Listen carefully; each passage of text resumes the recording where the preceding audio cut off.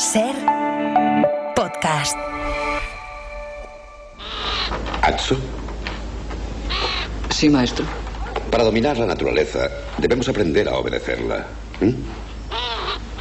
Vuelve al patio delantero, rodea el edificio a tu izquierda, entra en el patio a tu derecha y allí encontrarás el lugar que necesitas, detrás de la tercera arcada. Si me habéis dicho que jamás habíais estado en esta abadía. Cuando llegábamos he visto a un fraile dirigirse hacia allí con prisas. No obstante, he observado que salía con más calma y con aire de satisfacción. Gracias, maestro.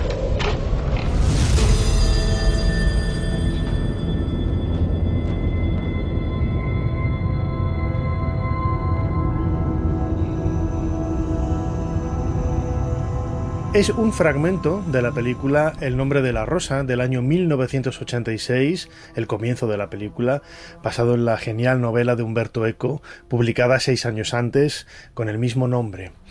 Es la llegada de los dos protagonistas a un monasterio después de un largo viaje, y esto nos hace reflexionar sobre la idea de realizar ese tipo de periplos, de viajes, de itinerarios, de peregrinaciones en la Edad Media, una edad muy convulsa desde el punto de vista político, desde el punto de vista social, con muchos peligros, pero que desde luego marcaba un poco a la propia idiosincrasia de las personas en aquella época. Hoy estamos acostumbrados a viajar, a hacer turismo, a hacer viajes para conocer otros lugares o incluso buscar más allá de nuestras fronteras ese lugar que nos abra el corazón o nos proyecte una luz diferente para que trascendamos o sentirnos de una forma pues mucho más brillante como seres humanos. Es algo que ha existido desde hace miles de años. Hoy es más común, hoy es más sencillo porque hay más medios, incluso resulta más económico, pero ¿cómo eran esos viajes en la Edad Media? ¿Eran tan comunes o tan poco comunes como siempre hemos creído?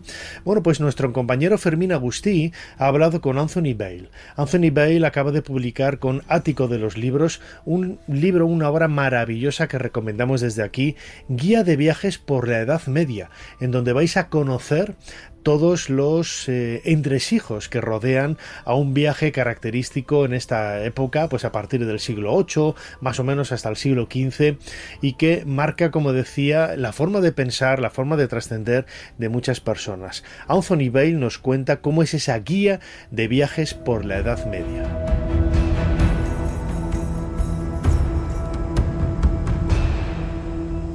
Anthony Bale es el autor de Guía de viajes por la Edad Media, publicado por Ático de los Libros. Bienvenido a Ser Historia. Thank you. It's wonderful to be here. Bienvenido también a Fernando Álvarez, que nos va a hacer de traductor en esta entrevista. Muchas gracias. Un placer, muchas gracias. Anthony, en la Edad Media no todo el mundo viajaba. De hecho, lo más raro era que la gente saliera incluso de la aldea. La gente nacía, crecía y moría casi en el mismo lugar.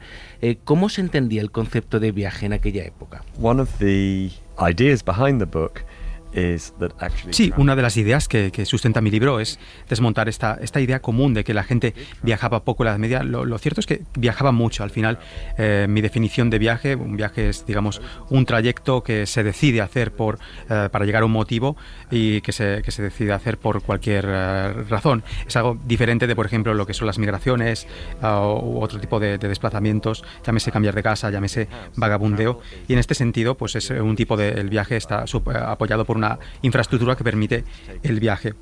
En la Edad Media, en este sentido, mucha gente viajaba. Lo que pasa que es verdad que muchos viajes eran como viajes cortos. A lo mejor viajaban a una catedral cercana o un mercado, pero se trata igualmente de viajes y hay que tenerlos en cuenta. Y también hay que decir que no solo viajaban los ricos, también viajaban los pobres a Jerusalén, a Roma, a Santiago de Compostela, que al final eran los principales lugares de viaje en ese momento, también por motivo de peregrinación, que de nuevo la peregrinación era como el principal motivo de los viajes. Y este tipo de viajes al final se hacen para un propio beneficio propio, tanto el beneficio del alma como el beneficio del bolsillo. Son las motivaciones de los viajes en la Edad Media. Y al final la gente, pues hay veces que solo viajaba una vez en su vida, hay personas que viajaban a muchos lugares en su vida, pero al final lo que me ha sorprendido cuando estaba investigando este libro y escribiendo este libro es el número de la gran cantidad de viajeros que había y la gran cantidad de situaciones diversas que había, y sí que creo que se puede afirmar hoy en día que esta idea de que la gente no salía de su aldea en la Edad Media es un mito y que es falso. People traveled a lot. ¿Cuáles eran los principales motivos que llevan a las personas a viajar, además de la peregrinación? Supongo que también a lo mejor militares. Yeah, so we have travelers who are...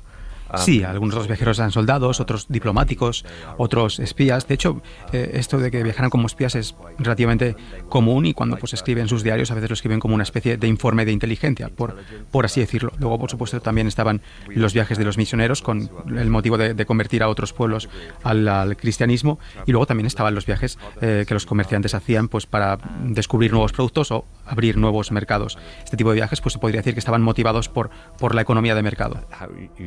Market economics which drives lots of travelers.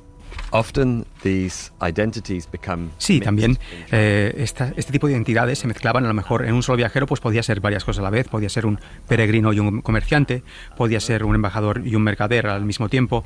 Al final lo que une a todos los viajeros es esta idea de curiosidad, sobre todo a la hora de poner por escrito su experiencia. Cuando uno decide escribir un diario de viaje, una especie de guía de viaje, al final es porque quiere contarle a los demás, y esto pues es una muestra de curiosidad. Cuando alguien no quiere escribir, pues no hay tal, pero cuando uno quiere, su motivación principal es la curiosidad. Y en este sentido, pues por ejemplo, es ejemplificativo el caso de uno de los viajeros de los que hablo en mi libro, el español Ruy González de Clavijo, embajador del rey de Castilla ante Tamerlán en Persia.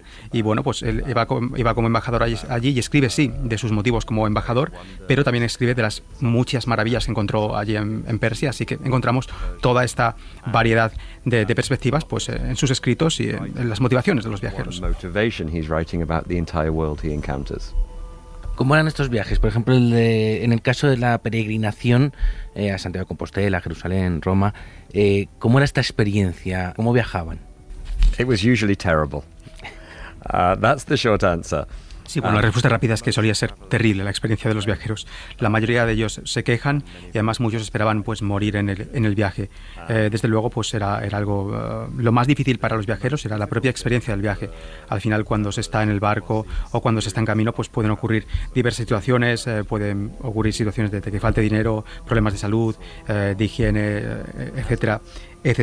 Y al final buena parte del material de que trato en mi libro procede de fuentes que nos dicen cómo lidiar con las terribles cosas que te pueden pasar en el viaje. Al final, una de las cosas por la que me interesa la historia de los viajes es porque al final se puede ver al individuo en diferentes circunstancias históricas y en cierto modo nos podemos sentir cercanos de él. Pues por ejemplo, cuando nos cuentan de intoxicaciones alimentarias en la Grecia de hace siglos, pues a lo mejor también nos puede haber pasado a nosotros, y como no, que nos sentimos empatía con este tipo de viajeros. Sentimos esta conexión. Very recognizable experiences from the distant past. One of the big differences between travel today and travel in the Middle Ages. Sí, bueno, y una diferencia entre los viajes de la Edad Media y los viajes actuales es que la gente no esperaba necesariamente volver vivo a casa. Así que, bueno, pues pedían antes de partir de viaje permiso al obispo, arreglaban sus asuntos y hacían nuevos testamentos porque pensaban que a lo mejor podían morir allí en el trayecto. Set off on the journey with the expectation that things might go very badly wrong. Empieza en aquella época a proliferar mapas y rutas que a veces son más simbólicas que reales. ¿Qué papel jugaban estos mapas en los viajes? That's a great question, and it's a complicated issue. Sí, es una gran pregunta y en cierto modo complicada de responder. Al final la gente no suele utilizar mapas en su experiencia diaria de viaje, solo se utilizaban para cosas muy concretas, por ejemplo, para navegación marítima o para cuestiones de indicar cosas muy, muy, muy concretas, muy específicas en una escala local. Por ejemplo, mapas de Jerusalén en los que se dice, pues aquí está la Vía Dolorosa, aquí están ciertos lugares a los que visitar. Bueno, pues cosas muy, muy concretas. Pero al final este tipo de mapas, de este tipo de documentos, al final son muy valiosos para un historiador, para quien quiera entender la historia, porque al final nos muestran cómo la forma del mundo está en constante cambio. Al final, la forma en que entendemos el mundo está en constante cambio y esto lo podemos ver con varios ejemplos. Por ejemplo, Martin Behaim en 1491 hace un globo terráqueo en el que aparecen 3 continentes. Bueno, esta es una visión del mundo completa, es total, es ese globo terráqueo, es lo que en su momento sabían en ese lugar del mundo que había. Claro, nosotros sabemos que eso pues no representa una realidad geográfica precisa, por así decirlo, pero hay que tomar en serio este tipo de visión y no descartarla como un error del pasado. No, esto era una visión de la totalidad en ese momento histórico y hay que valorarlo como tal.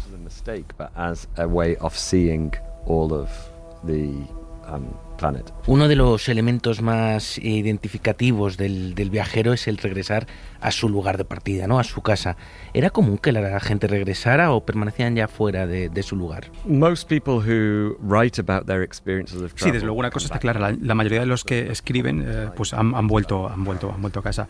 Y de hecho, pues uno de los motivos por los que se escriben es para mostrar que uno se ha transformado o para transmitir conocimientos de ese viaje. De hecho, pues se escribe tanto para mostrar al mundo nuevos conocimientos de ti como persona, tu experiencia, por así decirlo, como para nuevos viajeros tener nuevas informaciones de, oye, en este lugar hay tal, etcétera.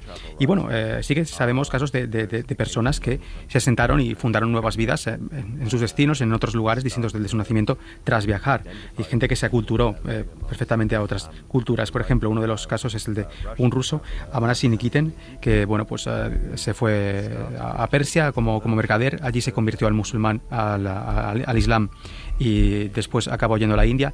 En la India se convierte al estilo de vida indio y realmente pues bueno, tiene una nueva vida, aculturado como indio, y luego vuelve a su lugar de origen. Y esto es lo extraordinario, que es de los pocos que una vez aculturado a otra cultura pues retorna y escribe sobre ello, y por lo tanto pues tenemos esta perspectiva. Al final esta persona pues se convirtió en alguien totalmente diferente, alguien que acabó totalmente transformado por la experiencia del viaje, y que realmente esto es algo que también se relaciona con cómo vemos hoy en día la experiencia de viajar como algo que transforma a la persona. Is one way we think about travel today. There's a much more everyday kind of story. Sí, pero también hay otro tipo de experiencia más cotidiana, más, digámoslo así. Por ejemplo, en mi capítulo sobre Constantinopla, Estambul, hablo del caso de dos personas, pues un borgoñón, Bertrandon de la Broquier, y un catalán, Bernard Carnet, que bueno, pues se habían conocido en su momento cuando estaban de mercaderes en Brujas, en Flandes, y luego más adelante en su vida pues se vuelven a encontrar en Constantinopla. Bueno, pues al final esta idea de dos personas que se van encontrando en este mundo cada vez más globalizado, digamos, nos da una imagen de este mundo también. Globalized way in the Middle Ages. ¿Cómo eran los hospedajes que se encontraba un viajero medieval? Posadas, monasterios, casas particulares. ¿Dónde dormían? One of the things which makes travel is Sí, bueno, al final lo que hace que viajar sea viajar, pues es que existan este tipo de instituciones como albergues, restaurantes, guías. O sea, sin este tipo de cosas no se puede hablar de viaje como tal. Lo que ocurre en torno al siglo XIV es que, bueno, pues al final el continente está surcado de un montón de rutas, con sus albergues, etcétera. Por ejemplo, el Camino de Santiago, pues estaba muy bien estructurado este tipo de instituciones. Entonces, había albergues, la gente dormía también a veces en albergues que eran parte de la institución monástica, y bueno, por caridad cristiana la primera noche era gratis, pero después pues se empezaba a cobrar normalmente. Aparte de los albergues también había posadas privadas, y bueno, pues estos funcionaban como establecimientos comerciales normales. Normalmente la situación variaba según cada lugar, cada ciudad, pero solían estar muy regulados por las instituciones municipales, sobre todo en cuestiones de precio, etcétera. Era muy raro que la gente tuviera una habitación para sí sola. Normalmente eran habitaciones compartidas, y luego lo que es el tema de la comida no entraba dentro de las atribuciones del albergue, de la institución de albergue, sino que era una institución distinta. Eran pues las tabernas, o también había comida callejera. De hecho, pues sobre todo en Venecia tenemos muchos viajeros que hablan pues de la comida callejera en Venecia. Luego también hay otros viajeros que nos hablan sobre las dificultades de encontrar un lugar para dormir. Dice, oye, pues igual te puedes meter en un granero de estrangis, o tienes que acabar suplicando a extraños que te dejen dormir en su casa. Al final tiene este toque tan conmovedor, tan humano, de que esta gente tan lejos de su casa tiene que fiarse de extraños que seguramente no entienden su lengua, ni mucho menos, para sobrevivir y para que les den cuidado. Al final eso es algo que se encuentra bastante en el libro y en los ejemplos de los viajeros, momentos de amabilidad, de caridad, de conexión entre personas de lugares muy, muy, muy lejanos. Lo encontramos bastante. También es verdad que también hay ejemplos de crueldad y de abuso, tampoco faltan. Also, sometimes we see cruelty and bullying far away from home, the opposite. I include a conversation between two travelers. En mi libro transcribo una conversación entre dos huéspedes de un albergue, y bueno, pues no diría que es que fuera un viaje de lujo, ni mucho menos. Habla pues de lo poco cómodo que era pues estar compartiendo espacio, pues por ejemplo con los perros. También el hecho de que digamos, se tenían que quitar los pantalones rápido para expurgarse. Bueno, también que era un lugar frío, que no era lo más cómodo compartir habitación con otras personas, había que estar siempre con 1000 ojos para las pulgas, piojos, liendres, etcétera. No era ni mucho menos la experiencia de un viajero de lujo, viajar en albergues de la Edad Media. I don't think it was a luxury experience. ¿Existía en la Edad Media el placer de viajar simplemente por conocer otros sitios? I'm not sure if there's such a thing as wanderlust. No estoy seguro de que se viajara solo por viajar a la Edad Media. A veces sí que podía acercarse a la experiencia de esto, pero en general no. Sí que es cierto que, por ejemplo, muchas veces lo que es el viaje acababa convirtiéndose en un viaje turístico, como si, bueno, pues de hecho en inglés tenemos esta conexión etimológica que hoy en día vacaciones se dice holiday. Holiday quiere decir literalmente día santo. Al final es esta idea de que, bueno, en el día santo pues tienes que ir a un santuario para viajar, y de aquí a esta idea pues se pasa que pues es un día de vacación en el que no tienes que trabajar, pues puedes beber mucho, pues mantener relaciones sexuales y al final hacer lo que básicamente lo que quieras. Pero bueno, esto es una conexión entre el viaje y el placer que por supuesto pues procede de la Edad Media. Sí que es verdad que en el siglo XV tenemos relatos de viajeros que, por mucho que dijeran que estaban allí de peregrinación en ciertos lugares, lo cierto es que se nota que estaban movidos básicamente por la curiosidad. Por ejemplo, viajeros que iban a Mongolia o a China, que estaban verdaderamente fascinados o sorprendidos por lo que veían. O también, por ejemplo, en la India tenemos el caso de un misionero catalán, Jordanus Catalani, que dice que no tiene palabras para describir las maravillas con las que se está encontrando, cómo de dulce es el mango, lo ricas que son las joyas. Al final estamos hablando de un viajero en el que la curiosidad como motivo es muy, muy importante. Pero sí, lo cierto es que normalmente la mayoría de la gente no viajaba por curiosidad, o desde luego no era el motivo fundamental, y de hecho la curiosidad como motivo se desaprobaba en esta época. En latín curiositas, digamos, es una especie de vagabundeo mental que no se considera que se debiera hacer. Todo viaje debe tener un objeto y por tanto la curiosidad no es un objeto lícito en este contexto. Mental wandering, you shouldn't be doing it. You should only be traveling with a purpose. ¿Cuál era el equipaje básico de un viajero de la época? I thought about this question a lot. I personally always travel with very little luggage. Sí, es algo que me he planteado yo mucho, porque yo personalmente soy una persona que odia viajar con mucho equipaje, lo detesto. Bueno, las situaciones eran distintas. Algunos viajaban con una gran cantidad de equipaje. Por ejemplo, Enrique de Darley, que finalmente se convirtió en Enrique IV de Inglaterra, bueno, pues básicamente viaja con toda una corte real. Lleva sus sirvientes, sus cortesanos, su ropa, todos sus lujos, dinero, frutas, verduras, un lebrel. Por el camino se agencia un montón de curiosidades, incluso se trae de vuelta a Inglaterra a un muchacho turco. Al final era una especie de demostrar la magnificencia de un príncipe. Luego hay otros viajeros que viajan con nada, y de hecho pues muchas veces por las eventualidades del viaje le pueden robar a un viajero y acabar sin nada igualmente. Uno de mis momentos favoritos en el libro, y realmente pues de lo que he estado investigando, es el caso de un mercader marino genovés, Jerónimo de Santo Estéfano, que bueno, fue a las Maldivas para comerciar, pero llegado a cierto punto pues su barco naufraga, y al final la única pertenencia que le queda en este viaje, que inicialmente iba a ser un viaje de riqueza, etcétera, acaba siendo el madero al que se agarra en el mar. Al final pues lo que es la experiencia del viaje muchas veces acaban siendo bastante igualadora, y personas que salían con cierto número de provisiones pues al final acaban con nada. Sí, bueno, y también el viaje a veces es una especie de el significado es como de nuestra relación con nosotros mismos y con el mundo, y el equipaje en ese sentido tiene ese motivo simbólico de bueno, si traemos demasiado equipaje, pues a lo mejor es porque hemos tenido grandes experiencias, o al revés, si no hemos perdido lo bastante equipaje es porque no nos hemos deshecho de suficientes cosas. Ya para terminar, ¿qué lecciones cree que un lector contemporáneo puede aprender de la manera en la que viajaban en la Edad Media? I don't want us to live in the Middle Ages. This is not a recommendation. Sí, bueno, la primera cosa que quiero dejar clara es que no querría vivir yo en la Edad Media, pero sí que es verdad que hay dos cosas que creo que podemos aprender de los viajeros medievales.